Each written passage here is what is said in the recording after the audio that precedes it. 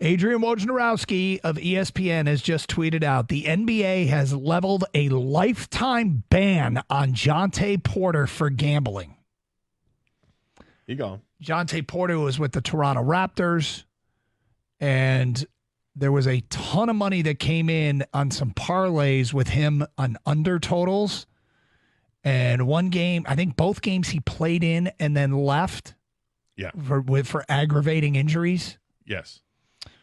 Adrian Wojnarowski follows up with, per league statement, the league's investigation found that prior to the Raptors' March 20th game, Porter disclosed confidential information about his own health status to an individual he knew to be an NBA bettor.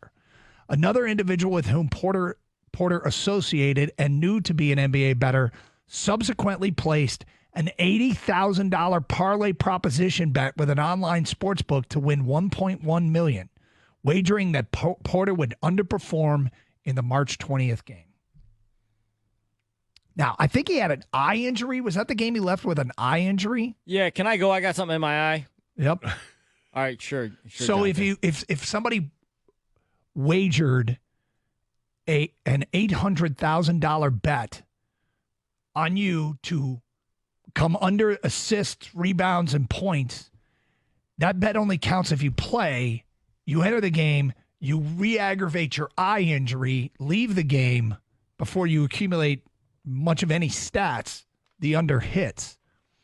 More from Woj. Per the NBA, in addition, from January through March 2024, so this year, January through March, while traveling with the Raptors or the Raptors 905, which is their G League affiliate, Porter placed at least 13 bets on NBA games using an associate's online betting account.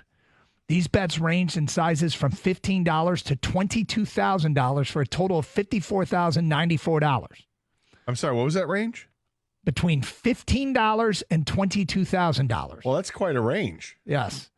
The total payout from these bets was $76,059, resulting in a net winnings of $21,965. None of the bets involved any games in which Porter played. But he bet on the NBA. Can't do it. Lifetime ban. Well, I mean, the NBA acted pretty swiftly on this one, and this is a massive penalty to face. Now, this isn't a star of the league by any means, but what they're doing is setting the example while they can. This will not be tolerated. You cannot do this.